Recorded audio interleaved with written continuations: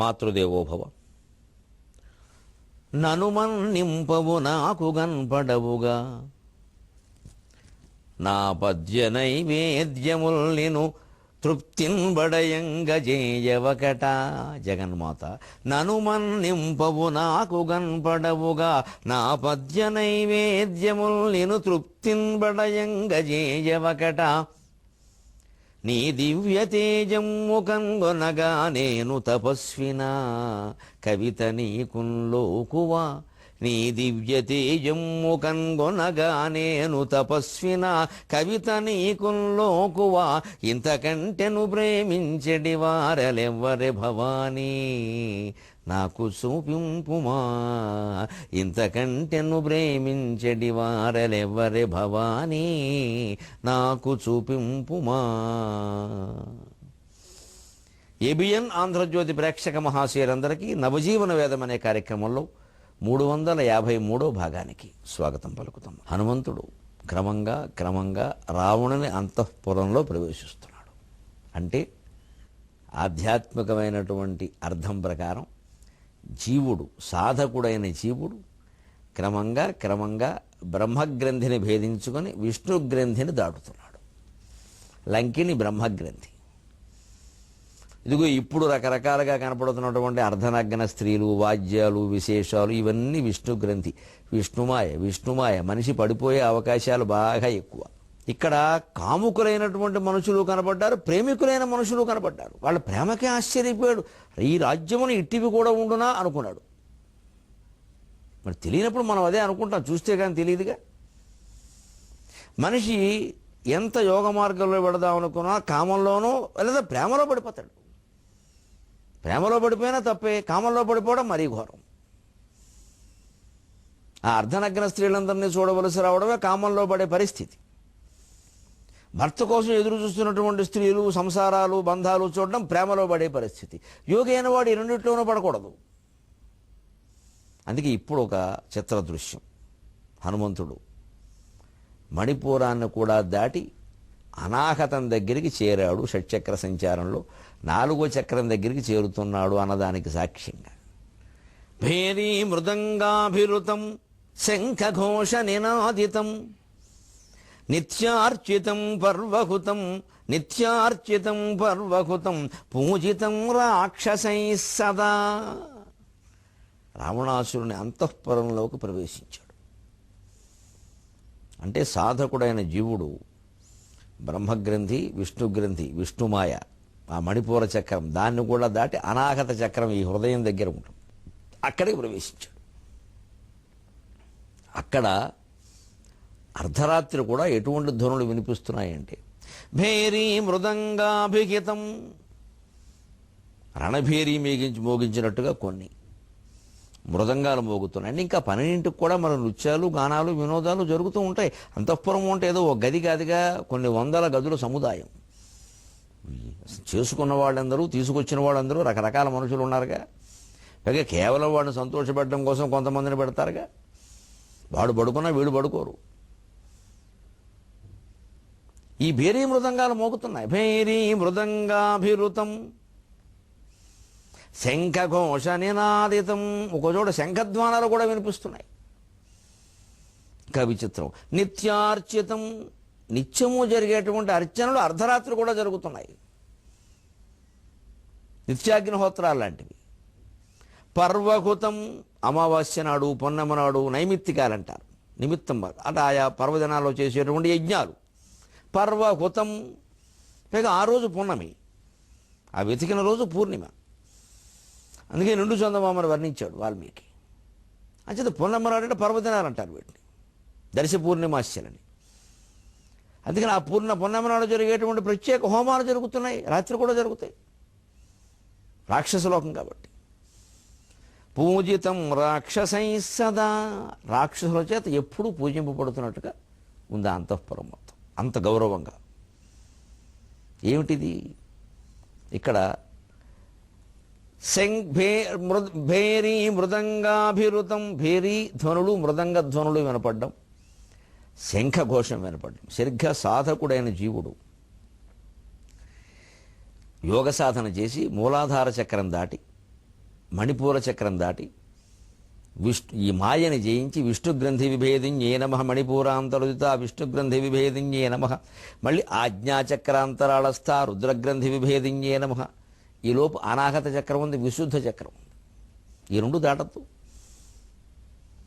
ఈ అనాహత చక్రాన్ని చేరుకునేసరికి అక్కడ భేరీధ్వని, మృదంగధ్వని, శంఖధ్వని వినపడుతూ ఉంటాయని యోగశాస్త్రంలో చాలా స్పష్టంగా ఉంది. అందుకే దాని పేరు అనాహతం. మనం గుడిలో గంట దానికి ప్రతీక. గుడిలో గంట మనం కొడితే మోగుతుంది, గుండెల్లో గంట కొట్టకుండానే మోగుతుంది. అది తేడా. గుడిలో గంట, బడిలో గంట ఎవరో ఒకరు కొడితే మోగుతుంది. కానీ ఈ గుడి గంట నుంచి, బడి గంట నుంచి మనం దేనికి చేరుకోవాలంటే గుండెల్లో గంటలోకి చేరుకోవాలి. బడి గంట అంటే విద్య, గుడి గంట అంటే ఆధ్యాత్మిక జ్ఞానం. ఈ విద్యా జ్ఞానం, ఆధ్యాత్మిక జ్ఞానం రెండు కలిపి కొట్టకుండానే మోగే గంట గుండెల్లో గంట, దానికి చేరుకోవాలి. అదే అనాహతం. ఆహతం కొట్టబడింది, అనాహతం కొట్టబడనిది.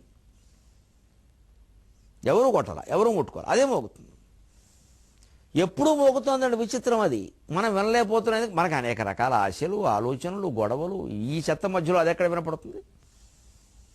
భగవంతుడు ఎప్పుడూ ఆత్మచైతన్యం రూపంలో అనంత కోటి సూర్యుల ప్రకాశంతో అందరి గుండెల్లో వెలుగుతున్నాడు. మనం ఎందుకు కనిపెట్టలేకపోతున్నాము? మనం అంతకంటే గొప్పగా చెత్తలో కూరుకుపోయాం. ఒక చెత్త కుప్ప కింద మాణిక్యం ఉండొచ్చు, ఒక బంగారు ఉంగరం అనుకుందాం, వజ్రాల ఉంగరం ఉంది, ఎవరో పారేసుకున్నారు. దాని మీద చెత్త కుప్ప ఉంటే వజ్రం వజ్రం మెరుస్తూనే ఉంటుంది, దాని కాంతికి ఏమీ లోపం లేదు. కానీ ఆ చెత్త తీసే వరకు ఎవరికి కనపడదుగా. ఇంతవరకు వజ్రం ఉందో తెలియలేదే. మన గుండెల్లో కూడా వజ్రం ఉంది. అడుగడుగున గుడి ఉంది, అందరిలో గుడి ఉంది, ఆ గుడిలో దీపం ఉంది, అదే దైవం. ఆ గుండెల్లో ఉండే దేవుడికి దీపం ఒకరు పెట్టక్కల, ఊపిరే దానికి దీపం. ఆ గుండెల్లో ఉండే గుడిలో గంట ఒకరు మోగించక్కల, అది అనాహత చక్రం, కొట్టకుండానే మోగుతుంది. అనాహత, ఆహత, అనాహత. ఇది ఉద్దేశం. అయితే అంతఃపురంలో భేరీ శంఖాలు ఏమిటి, మృదంగాలు ఏమిటి? నిజంగా రావణాసురుడు అంతఃపురంలో రాక్షసుల చర్యలన్నీ రాత్రి ఉంటాయి కాబట్టి 11 అయినా ఎంతైనా అవి మోగుతూనే ఉండొచ్చు. సహజం కూడా, అసహజమేం లేదు. అందులో కావాలని చేసిన కల్పన అనకూడదు, ఉండేవే ఇవన్నీ. ఇప్పుడు చూడండి, నిత్యార్చితం పర్వహుతం. సరిగ్గా యోగ సాధన ప్రకారం ఆ అనాహత చక్రం దగ్గరికి చేరుకున్నటువంటి సాధకుడు ఇక నిత్యము అదే ధ్యాసలో ఉండాలి. నిత్యార్చితం. అక్కడ పర్వదినాలలో ప్రత్యేకంగా ఒక పర్వం, అంటే ఆయన హృదయానికి పర్వమైనటువంటి దృశ్యాలు కనపడుతూ ఉంటాయి. వాటిలో కరిగిపోతూ ఉండాలి. పర్వహుతం. యజ్ఞంలో వేసింది కరిగిపోతుంది. ఇంకొక మాట, చారిత్రకంగా, సాంస్కృతికంగా కాస్త చెంపపెట్టుగా కూడా కొంతమందికి చెప్పాలి మనం. రావణాసురుడి అంతఃపురంలో నిత్యం యజ్ఞాలు జరుగుతున్నాయా? అక్కడేమో యజ్ఞద్రవ్యం వేసి హోమం చేస్తున్నారా? అంటే ఈ యజ్ఞాలు చేయడం అనే సంస్కృతి కాశ్మీర్ నుంచి కన్యాకుమారి వరకు ఒకటే కదండి, తేడా ఏం లేదు కదండి. మరి ఆర్య ద్రావిడ భేదం ఎలా పుట్టించారండి?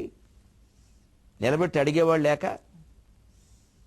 ఇందులో ఎవ్వడు రామాయణం చదవడు, ఒక్క శ్లోకం అప్పగించడం, అర్థం తెలియదు, విభక్తులు తెలియవు, ఉపన్యాసాలు ఇచ్చేస్తారు. వినేవాడికి అది కూడా తెలియదు. కాబట్టి రావణాసురుడు అంతఃపురంలో యజ్ఞాలు జరిగాయా? అయోధ్యలో జరిగాయా?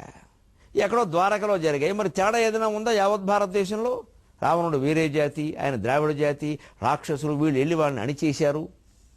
ఎందుకు వస్తాయండి మాటలు? అసలు సంస్కృతి తేడా ఎక్కడుంది? మరి మనకి రాక్షసులు యజ్ఞాలకు ఎందుకు విఘ్నం కలిగించారు? వాళ్ళు తెలివి తక్కువ వాళ్ళు కాదు. యజ్ఞం వల్ల మనశ్శక్తి, ప్రకృతి శక్తులు వశం అవుతాయి. ఆ ప్రకృతి శక్తులు వాళ్ళకి వశం కావాలి, దేవతలకు వశం కావద్దు, మానవులకు అసలే కావద్దు. అంచేత వాళ్ళ ఆధిపత్యాన్ని స్థిరీకరించుకోవడం కోసం రాక్షసులు యజ్ఞం జరుగుతుండే యజ్ఞానికి వ్యతిరేకంగా మాంసం తీసుకెళ్ళి అందులో వేశారు, మద్యం తీసుకెళ్ళి అందులో పోశారు, వాటికి విఘ్నం కలిగించారు. వాళ్ళు యజ్ఞాలు చేయడం మానేలా, వాళ్ళు యజ్ఞాలు చేశారు. పురాణాల్లో వృత్రాసురుడు సహా, రావణాసురుడు సహా, హిరణ్యకశిపుడు సహా బ్రహ్మాండమైన యజ్ఞాలు చేశారు. రాక్షసులు చేశారు. రాక్షస బుద్ధి కలిగినటువంటి కంసుడు, దుర్యోధనుడు కూడా చేశారు. ధనుర్యాగం కంసుడు చేయరా? అతను రాక్షసుడు కాదు, రాక్షస బుద్ధి కలిగిన వాడు. అంచేది యజ్ఞాలు చేయడం అనేది భారతదేశంలో ఉత్తర దేశం లేదు, దక్షిణ దేశం లేదు, మహారాష్ట్ర లేదు, ఆంధ్రప్రదేశ్ లేదు, అన్ని చోట్ల జరిగాయి. కొన్ని వేల ఏళ్లుగా జరుగుతూనే ఉన్నాయి. మనది యజ్ఞ సంస్కృతి. యజ్ఞో వై విష్ణువు అని భావించింది. అందులో మళ్ళీ రాక్షసులను అనవసరంగా విడదీసి మాట్లాడద్దు. ఈ ఆర్య ద్రవిడ అనే భేదాలు అసలు పెట్టద్దు. ఇది విదేశీయులు విదేశీ మానస పుత్రులు చేసిన పని ఇది. మన దగ్గర వీళ్ళు అన్నం ఇక్కడే తింటారు, అమ్మా నాన్న ఇక్కడ అంతా ఇక్కడ వాళ్ళే, కానీ వీళ్ళ బుద్ధులు విదేశాల్లో ఉంటాయి. అవి ఏవో గొప్ప మంచిదే, ప్రతి దేశము ఎప్పుడు ఇంకో దేశం కంటే కొన్ని విషయాల్లో గొప్పదే. మన దేశం కూడా చాలా విషయాల్లో చాలా మంది కంటే గొప్పది. ఆ మాట విదేశీయులే అంటున్నారు. నిజంగా వాళ్ళ నుంచి నేర్చుకోవాల్సింది ఏమైనా ఉంటే నేర్చుకుందాం, తప్పేం లేదండి. కానీ మూలాలన్నీ లేకుండా చేసేసి మొత్తం అన్ని విదేశాల్లో ఉన్నాయని మాట్లాడకూడదు, చాలా తప్పది. ఒక నదిని పూజించే సంస్కృతి విదేశాల్లో ఎక్కడుందో చెప్పమని గర్వించాలి నిజంగా పుష్కరాలు జరుపుకుంటున్నందుకు. అదే సమయంలో నది, పర్యావరణం, శుభ్రత ఇవన్నీ నిజానికి వాళ్ళ నదులను చూసి మనం నేర్చుకోవాలి కూడా, అది తప్పేం లేదు, నేర్చుకుందాం. ఏది వాళ్ళకి నేర్పాలో అది నేర్పుతాం, ఏది నేర్చుకోవాలో అది నేర్చుకుందాం. భౌతికమైనటువంటి విషయాలు చాలా భాగం విదేశాల నుంచి మనం నేర్చుకోవాలని, ఆధ్యాత్మికమైనటువంటి విషయాలు వాళ్ళకి మనం నేర్పాలని వివేకానందుడు ఎప్పుడూ చెప్పాడు. చక్కగా విదేశీయులు మన ఆధ్యాత్మిక విషయాలని నేర్చుకుంటున్నారు ఈవేళ. హరే రామ హరే కృష్ణ సంస్కృతి ద్వారా రకరకాల, ఇప్పుడు మనం అమెరికాలో ఏటా జరుపుతున్న సభల ద్వారా ఎంత సంస్కృతి విస్తరిస్తుందండి. వరలక్ష్మి వ్రతం ఇక్కడ ఎంత బాగా జరుగుతుందో అక్కడంత బాగా జరగడం నేను చూశాను. వినాయక చవితి, శ్రీరామనవమి, అనేక రకాల పండుగలు, ప్రత్యేకంగా మనబడి అని ఒక విశ్వవిద్యాలయ స్థాయిలో పెట్టేసారు. ఏకంగా తెలుగు భాష బ్రహ్మాండంగా నేర్పుతున్నారు. అంటే మన దగ్గర నుంచి వాళ్ళు నేర్చుకోవలసిన మంచి అంతా నేర్చుకుంటున్నారు, వాళ్ళ దగ్గర నుంచి మనం నేర్చుకోవలసిన మంచి నేర్చుకోవడంలా, పైగా చెడు నేర్చుకుంటున్నాం. అంటే మందా లోపం వారిదే. అన్నింటిలోనూ విదేశాలు గొప్పవాడడం ఎంత తప్పు, దేంట్లోనూ విదేశాలు గొప్పవి కాదనడం అంతే తప్పు. ఏ మనిషి అయినా పరిపూర్ణంగా గొప్పవాడడం ఎంత తప్పు, పరిపూర్ణంగా దుర్మార్గుడు అనడం కూడా అంతే తప్పు. ఇక్కడే మనకు వచ్చేసేందుకు దగ్గర రావణాసురుడు అంతఃపురంలో యజ్ఞాలు జరుగుతున్నాయి కదా, మరి ఇంత బ్రాహ్మణుడు కదా, ఇంత భక్తి తాత్పర్యాలు ఉన్నాయి కదా, ఇదేమిటండి సీతాదేవి విషయంలో ఎలా ప్రవర్తించాడు అని చెప్పుకోవాల్సిందే. సీతాదేవి ఒక్కళ్ళేనా, బాతికి మంది అయ్యారు ముందు, ఎందుకంత రాక్షసంగా ఉన్నాడు అంతే. అంటే అర్చనలు, యజ్ఞాలు, పూజలు, చివరికి వేదాలు, పాండిత్యాలు బుద్ధిని మార్చలేవు, అది గ్రహించుకోవాలి. ఎవరు బుద్ధిని మార్చలేవు. అవేవో జరిగినంత మాత్రాన్ని బుద్ధి మారిపోతుందని కూడా పొరపాటు. బుద్ధిని ఎప్పుడు మనం గమనించి మార్చుకోవాల్సింది. పైగా ఈ చేసే క్రతువులు వీటి వల్ల బుద్ధిలో అహంకారం బాగా పెరిగే అవకాశాలు చాలా ఉన్నాయి. ఇంత యజ్ఞం ఎవరూ చేయలేదు కదండి, ఎవరో అనుకుంటుంటే అసలు లేదు 10 మంది ఆ మాట అనాలని నేను ఉద్దేశం ఇక్కడ. కానీ ఆయన అంటాడు ఇలాగ, ఎవరు అనలేదు కదండి, ఇలాగా ఇంతవరకు చేయలేదు కదండి, పూర్వం కూడా లేదు కదండి, అబ్బా ఇంక ఎవరు చేయండి ఈయన చేశాడు, ఇదంతా అహంకారం కాదు, ఇదే వచ్చేది. అప్పుడే కళ్ళు మూసుకుపోయి ప్రవర్తిస్తాం. పైగా ఈ యజ్ఞాలు చదవడం చేయడం వల్ల, ఈ విద్యల వల్ల, ఈ కృతువుల వల్ల, వీటి వల్ల, ఈ ఆరాధనల వల్ల, ఈ అన్న సమారాధనల వల్ల సమాజంలో పెరిగేటువంటి పలుకుబడిని వేరే రకంగా వినియోగం చేస్తాం. ఏదో రాష్ట్రంలోనో దేశంలోనో గొప్ప ఆధ్యాత్మికమైన పదవులు కొని ఉంటాయి, టీటీడీ చైర్మన్ అంటూ ఉంటూ ఉంటాయి కదా, వారికి ఇచ్చారండి మనకి ఇవ్వలేదంటే కష్టపడిన వాళ్ళకి ఎవరండి నిజంగా భక్తులు. మరి ఇన్ని కాదంటే దానికోసం చేసేవన్నీ. నువ్వు ఇన్ని యజ్ఞాలు చేయడం, ఇంత ఆధ్యాత్మికంగా ముందుకెళ్ళడం టీటీడీ చైర్మన్ కోసమా? వెంకటేశ్వర ఒక భక్తుడు అయితే సరిపోలా, చైర్మన్ ఎందుకు? అంటే మనం దేనికోసం చేస్తున్నాం అంచేతనే మనం గమనించాలి. రావణాసురుడు ఈ అంతఃపురంలో కూడా అర్ధరాత్రి కూడా యజ్ఞాలు జరిగాయట, కానీ వాడు బుద్ధి మారలేదు. అంచేత యజ్ఞం చూస్తే చాలు, యజ్ఞం బూడిద ఇలా పెట్టుకుంటే అవన్నీ ఊరికే స్ఫూర్తి అంతే. దాని స్ఫూర్తిగా నువ్వు గ్రహించాలి తప్పితే దాంతోనే పూర్తి కాదు, అది స్ఫూర్తి. పూర్తి వేరు. ఆ పూర్ణమంతా మన మనస్సు నుంచి, మన మనోయజ్ఞాన్ని మించిన యజ్ఞమే లేదు. యజ్ఞాంతకృత్ యజ్ఞగుహ్యం అన్నం అన్నాదయేవచ, విష్ణు సహస్రంలో అన్నమాట. యజ్ఞగుహ్యం ఏమిటి చూడండి, శంకరాచార్య రాసిన భాష్యం. యజ్ఞగుహ్యం, ఆ గుహ్యమైన యజ్ఞమే జ్ఞానయజ్ఞం. స్వామి రాశారు అక్కడ స్పష్టంగా. జ్ఞానయజ్ఞం, ఆ జ్ఞానయజ్ఞం నీ మనస్సులో జరగనంత వరకు ఈ బయట యజ్ఞాలు ఎన్ని జరిగినా ఒకటే.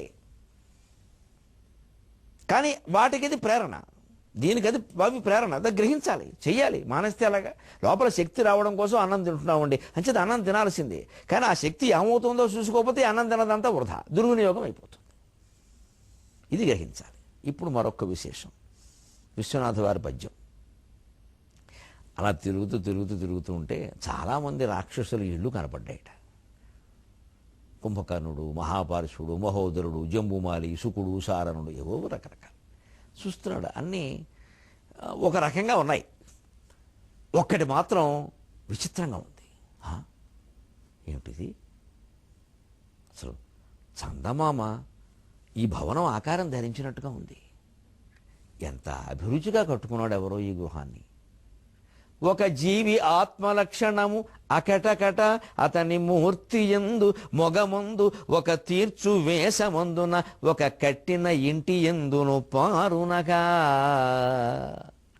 విశ్వనాథ్ వారి పద్యాలు ఎంత సులభంగా ఎంత హాయిగా ఉంటాయండి. చదవకపోవడం మనం ఎంత దురదృష్టవంతులం అండి.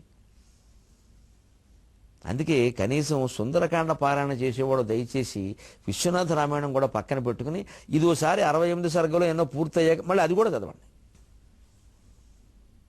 ఎందుకంటే మీకు మొల్ల రామాయణంలో సుందరకాండ ఎక్కువ రాయలేదు ఆవిడ. సులభంగా ఉంటుంది మొల్ల రామాయణం, కానీ ఎక్కువ రాయలేదు, పక్కకి తప్పుకుంది ఆవిడ. భయం వేసిందో ఏమో మనకు తెలియదు కాబట్టి ఏమో మొత్తమే తప్పుకుంది, ఎక్కువ రాయలేదు. చుక్కల తల పువ్వులుగా అక్కజముఖ మేనిపించి లాంటి పద్యాలు తప్పితే ఎక్కువ రాయలేదు, తక్కువ. కానీ విశ్వనాథ అలాగ అమ్మో, ఆయన రాక్షసుడు, బ్రహ్మరాక్షసుడు, ఆయన వదలడం, దాని సంగతి తేలాల్సిందే. ప్రతి పద్యం చక్కగా అర్థం కాదనుకోకండి, ఇలాంటివి చాలా ఉన్నాయి. వీటిని బట్టే మిగిలినవి కూడా అర్థమవుతాయి, పెద్ద విషయం కాదు. ఎంత బాగుందో. ఒక జీవి ఆత్మలక్షణము. అసలు ఒక మనిషి వ్యక్తిత్వం, ఆత్మలక్షణం అంటే వ్యక్తిత్వం, పర్సనాలిటీ అంటాము మనం, దాని ఆత్మలక్షణం అన్నారు. అంటే జీవాత్మ లక్షణం, ఇక్కడ పరమాత్మ కాదు, జీవాత్మ లక్షణం. వాడికి చిన్నప్పటి నుంచి కాదు, జన్మాంతరం నుంచి ఒక సంస్కారం ఉంటుంది. అలా కట్టుకుంటాడు ఇల్లు. అవి ఇల్లులో కాదుట, ఇల్లులో మాత్రమే కాదుట, కొన్ని చోట్ల. ఒక జీవి ఆత్మలక్షణము అకటకట వాని మూర్తి యందున మొగమందు ఒక తీర్చు వేషమందున ఒక కట్టిన ఇంటి ఎందునో పారునగా. అతని బుద్ధి ఎలాంటిది, అతని ఆలోచనలు ఎలాంటివి, అతని సంస్కారం ఎలాంటిది, అతని ఔన్నత్యం ఎలాంటిది తెలియాలంటే 3-4 విషయాలు చూడమన్నాడు. వాని మూర్తి యందున కూర్చున్నప్పుడు, నిలబడినప్పుడు, నడుస్తున్నప్పుడు అసలు ఆకారాన్ని చూడు నువ్వు, బయటికి కనిపించే పర్సనాలిటీ, దాన్ని బట్టి కనిపెట్టించండి. ఈ వెకిలి నవ్వులు, వెకిలి చేష్టలు, అసలు నడవడం కూడా గంభీరంగా లేకుండా ఏదో కాళ్ళలో కాళ్ళు పడిపోతూ నడవడం. కొంతమంది నడుస్తూ ఉంటే అలా వెళ్ళిపోతూ ఉంటారు, కింద అన్ని తన్నేసుకుని వెళ్ళిపోతూ ఉంటారు, చూసుకోరు కింద. అసలు ఈ చిన్నపిల్లని నడిచినట్టే. అంటే ఆయన పండితుడు కావచ్చు, జ్ఞాని కావచ్చు, నడవడం తెలియదు, గాంభీర్యం లేదు జీవితంలో. అటువంటి వాళ్ళు కొంతమందికి నచ్చరు. ఏమిటంటే అలా ఉన్నారు, ఏమిటంటే ఆయనే పండితులు అంట. మరి పండితుడే, బాగా చదువుకున్నాడు, అది అంతే. ఆయనకి ఆ పాండిత్యం వరకే ఈ తెలియదు. ఇది అసలు ఆ వ్యక్తిత్వాన్ని కనిపెట్టచ్చు అక్కడ. మొగమందు అసలు ముఖాన్ని చూస్తే తేజస్సు కనపడుతుంది చాలా మందిలో. నిజంగా బ్రహ్మజ్ఞానము, నిష్కల్మషతత్వం ఉన్న చిన్న పిల్లాళ్ళ ఉండగలిగితే తేజస్సు ఉంటుంది. 70 ఏళ్ళు రాని వాళ్ళు ఒక ఆకర్షణ ఉంటుంది. జుట్టు అంతా తెల్లబడిపోతే పాల సముద్రంలో ఉన్న విష్ణువులో ఉంటాడు వీడు దుంపదేగా. తేజస్సు. చాలా నల్ల జుట్టు ఉన్నవాళ్ళు, ఏ రంగు వేయకుండా నల్ల జుట్టు ఉన్నవాళ్ళు, పెద్ద పెద్ద మీసాలు ఉన్నవాళ్ళు, అసలు కొంతమందిని చూస్తూ ఉంటాను నేను, మెడలో ఏమిటో 2 కేజీలు బంగారం ఇలా వేలాడుతూ ఉంటుంది. 2 గుండీలు ఎడతాడు, గుండీకి యువతల కొంత అవతల కొంత, అంటే నల్లధనం కొంత తెల్లధనం కొంత అని ఈ గుండీ పెడతాడు. గుండీకి యువతల కొంత అవతల కొంత. ఈ చేతికి కూడా ఏమిటో అన్ని. కానీ మీరు మరొకలో అనుకోకండి, ఏమిటో గేదెకి పలుపు వేసినట్టే ఉంటాయి అన్నీ మొత్తం ఇక్కడ. ఎందుకంటే మనిషి బాగాలేడు. మనిషి బాగాలేనప్పుడు ఊరికే ఇంతంత వేలాడ తీసి చదువు లేక, తేజస్సు లేక, మంచితనము లేక, ఊరికే నాకు డబ్బు ఉంది కదా అని ప్రదర్శిస్తే ఏమిటో జంతువులకి మెడలో ఏదో గంగిరెద్దు మెడలో, గంగిరెద్దు మెడ ఇంకా కొంచెం అందం, ఏదో వేసినట్టే ఉంటాయి అంతే. గేదె కసులు పేరు ఎత్తే ఎలా ఉంటుంది, ఎందుకు అది పని లేక మానేయడం మంచిది. అంటే ఆ మూర్తిని బట్టి గమనించి ఒక్కొక్క ఇల్లాలు, ఒక్కొక్క మగవాడు కూడా ఊరికే మామూలు ఆభరణాలు, మంగళసూత్రం, నల్లపూసలు చాలండి. మహా అయితే పోనీ ఏదైనా ఒక ఏదో నెక్లెస్ లాగా ఇలాగ నల్లపూసలు సన్నగా ఉండి చక్కగా మెడకి అతుకినట్టు కుతికంటారు, కుత్తే కంటూ ఏదో అంటారు, దాని పేరు ఏదో ఇక్కడ సగ్గా ఇలా ఉంటే చాలా అందంగా ఉంటుంది. అలా చూసి ఒక్కసారి దండం పెట్టడం వేరే విషయం అండి. కృత్రిమంగా మాట్లాడక్కల, చూడబుద్ధి అవుతుంది అంతే చాలు. ఒక కళ, ఒక అందం, అంటే ఆవిడ అభిరుచి లేదా ఆయన అభిరుచి తెలిసిపోతుంది అక్కడ. ఒక్కటే గొలుసు ఉంటుంది మెడలో చాలు, ఇంకేం ఒక్కల. మొగాడు కూడా కొంతమంది ఒక్కటే, ఆ లాల్చీ మీద అలా మెరుస్తూ ఉంటుంది చాలు. ఇక 16 రుద్రాక్షలు, 36 తులసి పూసలు వేస్తే చికాగ్గా ఉంటుంది. దాన్ని బట్టి కూడా ఈయనకి ఆడంబరం ఇష్టం అసలు విషయం కంటే అర్థమైపోతుంది. మనం ఆధ్యాత్మిక రంగంలో ఉన్నాం, నిజమే. ఒక పంచీ లాల్చి కట్టుకోవాలి, మాకు అది పద్ధతి. నువ్వు జీన్స్ ప్యాంట్ వేసుకుని చెప్పేస్తానంటే అలాగే ఎవడమంటాడు? దానికి ఒక పద్ధతి ఉంటుంది, తప్పులేదు. మా వయస్సును బట్టి కూడా మేము చిన్నకూరాళ్ళమా? మా అబ్బాయి చెబితే అలా చెప్పొచ్చేమో, నేను చెప్పకూడదు. కానీ కానీ మాకు ఆభరణాలకు వస్తే ఇగో ఇంతే, ఇదో ఉంగరం ఇంతే. ఇక మొత్తం 16 పెట్టి ఇక్కడో 4 పెట్టి ఇక్కడో 6 పెడితే అసలు పద్యాలు మర్చిపోతాం. అప్పుడేమనుకుంటారు, ఎందుకు ఇవన్నీ పనిలేక అంటారు వెంటనే. కానీ బహుశా ఉంటే ఉన్నవాళ్ళు అవన్నీ పెట్టుకోవాల్సిన సందర్భాలు కొన్ని ఉంటాయి. ఇంట్లో ఏదైనా వ్రతాలు పూజలు జరిగినప్పుడు కొన్ని మహత్తరమైన సన్నివేశాలు వేదికల మీద కూడా ఉంటే బాగుంటుంది అనిపిస్తే పెట్టుకో. ఎందుకంటే జనం పెట్టినవి ఇవన్నీ నిజానికి నేను కొనుక్కున్నవి చాలా తక్కువ. పెళ్లి వంగరవే, అది కూడా వాళ్ళు పెట్టారు అత్తారు. అన్ని జనం పెట్టినవే. అభిమానం అండి, వాళ్ళు మరి పెట్టుకోవాలని ఆశిస్తారు కాబట్టి పెట్టుకోవచ్చు, అని అతి కాకూడదు. అలాగే ఒక మొగమందు, ఒక మూర్తి మందు, అంతేకాదు ఒక తీర్చు వేషమందు. అసలు మనిషి కట్టుకున్న బట్టలు చూడండి, ఒక మనిషిని ఏమీ పెద్ద విద్వాంసులో కాదో మనకేంటి, నాకు ఎమ్మెల్యేల్లో కూడా కొంతమంది విపరీతంగా నచ్చుతారు. చూడగానే మంచి తెల్ల ప్యాంటు, తెల్ల చొక్కా, లోపల జబ్బల బని నేస్తాడు. ఆ జబ్బల బనికి అవతల కొంచెం అలాగా కనపడుతూ ఉంటుంది. నాకు అలాంటి వాళ్ళని చూస్తే ఎంత ఇష్టం. భలే విషయం డ్రెస్ అనుకుంటాను. మంచి స్వచ్ఛంగా లోపల ఎంత నొక్కేయడం అంతా వేరే విషయం. స్విస్ బ్యాంకులు అన్నీ ఉంటాయి. కానీ పైకి మాత్రం ఇక ధర్మరాజు కూడా ఇలా ఉండడం అన్నట్టు ఉంటాడు. కానీ ఆయనకి ఆ వేషం నప్పింది, చాలా బాగుంటుంది. అంటే ఆ ఒక్కొక్క ఆకారానికి ఆ వేషం బాగుంటుంది. అది ఆయన నిర్ణయించుకోవాలి, మనం చెప్పలేము. ఒక కట్టిన ఇంటి ఎందు ఒక్కొక్కరు కట్టిన ఇల్లు చూడండి. మనం హైదరాబాద్లో, రాజమండ్రిలో, ఎక్కడైనా నగరాల్లో మనం అలా వెడుతూ ఉంటే ఎందుకో ఒక ఇంటి మీద అలా నిలబడిపోతుంది. ఏం అందంగా కట్టారండి, ఒకసారి కారాపి చూద్దాం అంటే ఆయన అభిరుచి అది. అది డబ్బు సమస్య కాదు, ఇక్కడ అభిరుచి. దీన్ని బట్టి వ్యక్తిత్వం తెలుసుకోవాలి. అందుకే యువతరాన్ని నేర్చుకోవాలి. వస్త్రేణ వపుషా వాచా విద్యయా వకారైః పంచభిర్యుక్తః నరో భవతి పూజితః. లోకంలో మనం ఉద్యోగం పొందాలన్నా, గౌరవం పొందాలన్నా, పదోన్నతి పొందాలన్నా, 10 మందిలో ఒక మెప్పు పొందాలన్నా వస్త్రేణ ముందు వేషం బాగుండాలి. వపుష శరీరం, కూర్చునే విధానం, నుంచునే విధానం, నడిచే విధానం గంభీరంగా ఉండాలి. దుడ్డిగాళ్ళు వేసుకుని అడ్డంగా నడవద్దు. నేర్చుకోవాలి, అవసరమైతే నడక అభ్యాసం చేయాలి. నడుస్తుంటే ఈ కాలిటీ వెళ్ళిపోకూడదు. ఒక గౌరవం, గాంభీర్యం. మొగాళ్ళకే నడవాలి, ఆడదానిలాగే నడవాలి. వీళ్ళని వాళ్ళు అనుకరించద్దు, వాళ్ళని వీళ్ళు అనుకరించద్దు. ఇద్దరు గొప్పవాళ్ళే, అది వేరే విషయం. అది లక్ష్మీదేవి, విష్ణుమూర్తే. లక్ష్మీదేవి విష్ణుమూర్తిలాగా వేషం వేస్తే ఎలా కుదురుతుందండి? కుదరదండి. విష్ణుమూర్తి చీర కట్టినా బాగుండదండి. శ్రీ మహావిష్ణువులాగే ఉండాలి. లక్ష్మీదేవిలాగే ఉండాలి. మనం లక్ష్మీనారాయణలాగే ఉండాలి. అప్పుడే వారి కటాక్షం మన మీద ప్రసరిస్తుంది. వస్త్రేణ వపుష వాచ, మూడవది వాక్కు, మాట. ఏ పని చేస్తున్నామో దానికి తగిన మాట, దానికి తగిన ముందు పరిజ్ఞానం సంపాదించుకో. లేకుండా మాట్లాడితే అలాగ ఒట్టువాగుడు అవుతుంది. దానికి తగిన ఉపపత్తులు, ప్రమాణాలు, అవసరమైతే శ్లోకాలు, పద్యాలు, ఇంగ్లీష్ భాష నుంచి ఏమైనా కొటేషన్లు, ఏం చెప్పాలో చెప్పడం. ఆ వాక్కు లేకపోతే మనకు పని ఎలా జరుగుతుందండి? ఉద్యోగం ఎలా వస్తుంది? విద్య, ఇంత ఉంది నీకు విద్య, ఓ సర్టిఫికెట్, ఒక యోగ్యతాపత్రం, అదేదో లెక్చరర్, అధ్యాపకుడి పదవి, దానికి ఏదో ఒక ఎంఏ కావాలి. ఎంఏ లేదంటే నాకు పరిజ్ఞానం ఉందంటే పురాణాలు చెప్పుకో, ఇంటికి వెళ్ళి అరుగు మీద కూర్చుని అంటారు. ఉద్యోగం ఎవరో? ఎందుకంటే వాళ్ళు ప్రభుత్వం వారు పరిశీలనకు వస్తారు, వాళ్ళకి చూపించాలి సర్టిఫికెట్లన్నీ. అంచేది విద్య ఉండాలి, చదువుకుని ఉండాలి. అంతేకాదు విద్య వినయేనచ, దానికి తగిన పరిజ్ఞానము ఉండాలి. ఇవాళ ఎంఏ చదివామండి, ఏమిటంటే ఏమి రాదంటే ఇంకెందుకు. చివరిదైనా చిన్నది కాంది, ఐదోది వినయేనచ, దానికి తగిన మంచి నడవడి, ప్రవర్తన, వినయము, విధేయత ఉండాలి. 10 మందిని నడిపించగలిగే లక్షణం ఉండాలి. వస్త్రేణ వపుష వాచ విద్యయా వినయేనచ వకారైః పంచభిర్యుక్తః నరో భవతి పూజితః. సరిగ్గా మనకి ఆధునికంగా చెప్పినట్టుగా చెప్పాడు ఈ ప్రాచీన కవి సూక్తిలో. ఈ 5 వకారాలు మీరు గుర్తుపెట్టుకోండి. వస్త్రము, వపుష్షు, వాక్కు, విద్య, వినయం. ఇందులో కొంచెం అర్థం కష్టమైంది. వపుష్షు అంటే బాడీ లాంగ్వేజ్. మీరు కూర్చునే విధానాన్ని బట్టి మీరు ఏ భావం చెప్తున్నారో తెలిసిపోతుంది. కొంతమంది గొప్ప శ్లోకం చదివినా వాళ్ళు చదివే విధానాన్ని బట్టి వెటకారంగా ఉంటుంది. అది అంటే చదివే విధానం అది కాదు. సరే, కొంతమంది మహానుభావులు అనర్గళంగా మాట్లాడుతుంటే పద్యము లేదు, వచనము లేదు, అన్నీ మట్టిగడ్డలే, మొత్తం పోయింది అందులో. ఇంకా వారికి పద్యం పాడే విధానం తెలియదు, వచనం ఎలా ఉంటుందో తెలియదు. అన్నీ కలిపి వేగంగా మాట్లాడడం ఒకటే తెలుసు. ఇంకా అన్నీ అందులో కొట్టుకుపోయాయి. ఈ మొత్తం వైవిధ్యాన్ని కనుక మనం పాటించగలిగితే లోకంలో మంచి స్థానంలో మనం ఉండగలుగుతాం. మళ్ళీ 23:30 గంటల్లో కలుద్దాం. అంతవరకు తెలుగులో మాట్లాడదాం.